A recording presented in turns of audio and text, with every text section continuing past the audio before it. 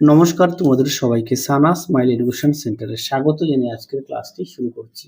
আজকে তোমাদের সঙ্গে আলোচনা করব তোমরা যারা দশম শ্রেণীর দ্বিতীয় পর্যায়ক্রমিক মূল্যায়ন পরীক্ষা দেবে তোমাদের জন্য। রায় ও মার্টিন প্রশ্নবিচিত্র থেকে আজকে সমাধান করব দশম শ্রেণীর ইতিহাস বিষয়ে মডেল নাম্বার 7 অর্থাৎ 7 নম্বর স্কুলের যে সমস্ত ছোট ও বড় প্রশ্ন আছে তার সমস্ত প্রশ্নের উত্তরের সমাধান করে দেখাবো। চলো দেরি না করে মূল বিষয়ে যাওয়া যাক।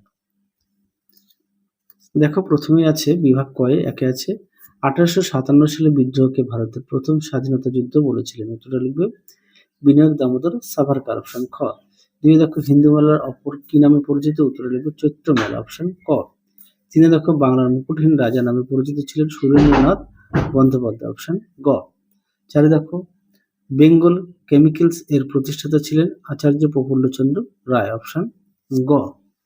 পরবর্তী দেখো পাঁচে ভারতের প্রথম সাপ্তাহিক পত্রিকা কোনটি? উত্তরটা লিখবে বেঙ্গল গ্যাজেট, অপশন ক। ছয় দেখো জাতীয় শিক্ষা পরিষদের প্রথম সভাপতি ছিলেন রাসবিহারী ঘোষ, অপশন ক। সাথে দেখো শিবপুর বোটানিক্যাল গার্ডেনের প্রথম অধ্যক্ষ ছিলেন উইলিয়াম রক্সবার্গ, অপশন গ। আটে দেখো ভারত শ্রমজীবী পত্রিকা প্রকাশ করেন শশীপদ ব্যানার্জি, অপশন ক। নয় দেখো একা আন্দোলনের নেতা ছিলেন মাদারি পাসি, অপশন খ। দশে দেখো ভারতে মহাত্মা গান্ধীর প্রথম সত্যাগ্রহ আন্দোলন ছিল। উত্তরটা লিখবে চম্পারণ, অপশন খ। পরবর্তী দেখো কি আছে, পরবর্তী আছে বিভাগ ক্ষয়ে কয় স্তম্ভের সঙ্গে ক্ষয় স্তম্ভ মেলাও। একে আছে সুরেন্দ্রনাথ বন্দ্যোপাধ্যায়, এটা হবে 3 ভারত সভা। দুই আছে উজালি রাজ, এটা হবে 1 12 দলীয় সত্যাগ্রহ। 3 আছে তাম্রলিপ্ত জাতীয় সরকার, এটা হবে 2 সতীশচন্দ্র সামন্ত।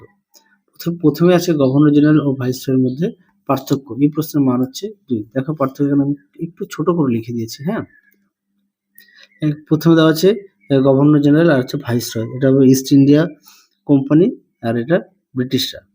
আচ্ছা, 2 আছে প্রথম ওয়ারেন হেস্টিংস আর লর্ড ক্যানিং, এর সালটা দেখে নাও। পরবর্তী দেখো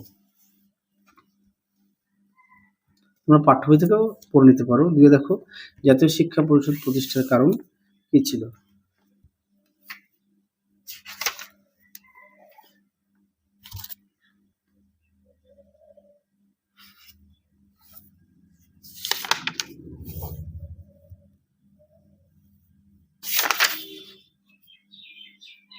দেখো প্রশ্ন উত্তরটি তোমরা এখান থেকে লিখবে, দেখে নাও। পরবর্তী দেখো কাকে কেন বাংলার গুটেনবার্গ বলা হয়? দেখো প্রশ্ন উত্তর।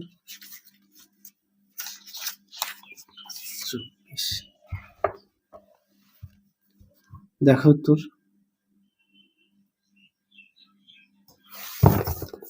পরবর্তী দেখো কি আছে, 3 আইন অমান্য আন্দোলনকে লবণ সত্যাগ্রহ বলা হয় কেন?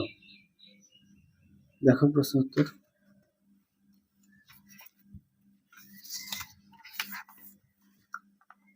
দেখো এই প্রশ্ন উত্তরটি তোমরা এখান থেকে লিখবে। এছাড়া পাঠ্য বই থেকে একটু দেখে নিও যদি মনে হয়। তেভাগা আন্দোলনের প্রধান দাবিগুলি কি ছিল?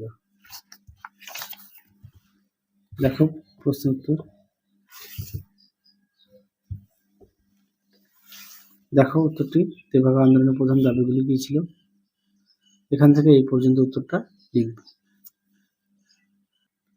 পরবর্তী প্রশ্ন দেখো বিভাগ ঘয়ে কি আছে? 4 একে আছে মহারানী ঘোষণাপত্র। দেখো প্রশ্ন উত্তর।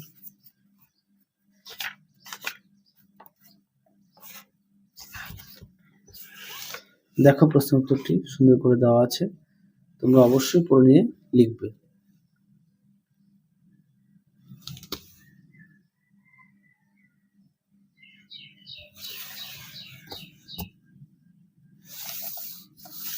তাহলে উত্তরটি এই পর্যন্তই লিখবে। পরবর্তী প্রশ্ন দেখো কি আছে, টিকা লেখো মিরাট ষড়যন্ত্র মামলা।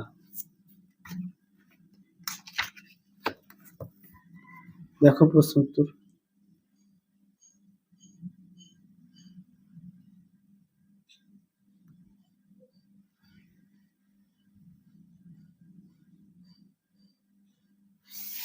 পরবর্তী দেখো কি আছে, টিকা লেখো বসু বিজ্ঞান মন্দির।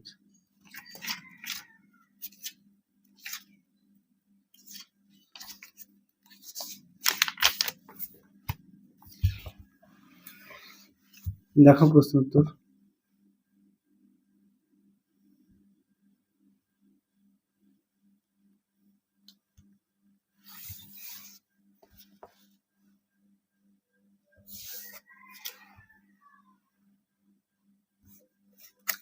এই পর্যন্ত উত্তরটা লিখবে।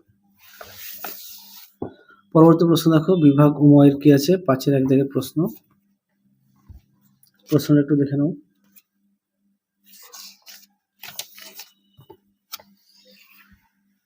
দেখো উত্তর।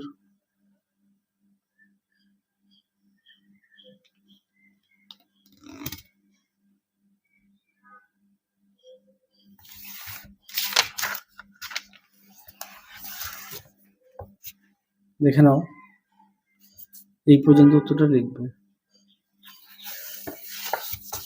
পরটা দেখো, 5-এর 2 প্রশ্নটা দেখো, উত্তরটা তোমাদের দেখাই। দেখো প্রশ্নটি, উত্তরের বাকি অংশটুকু দেখো।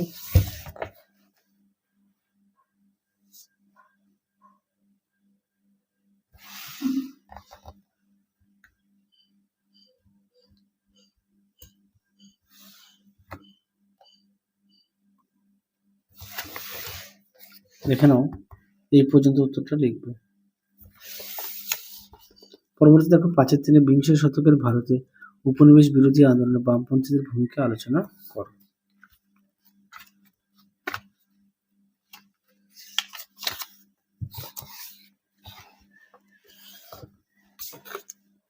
দেখো প্রশ্ন উত্তর।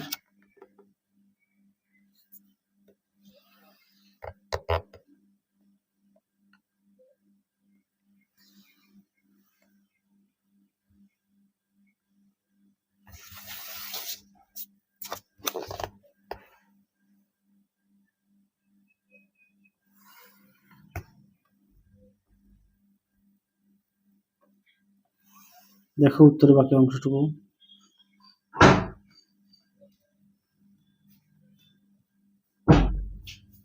দেখে নাও, এই পর্যন্ত লিখবে। তাহলে আশা করি তোমরা দেখে নিয়েছো।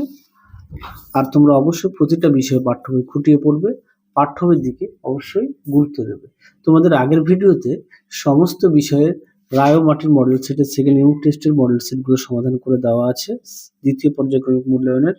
তোমরা যারা এখনো দেখোনি, আমাদের প্লে লিস্টে গেলে পেয়ে যাবে।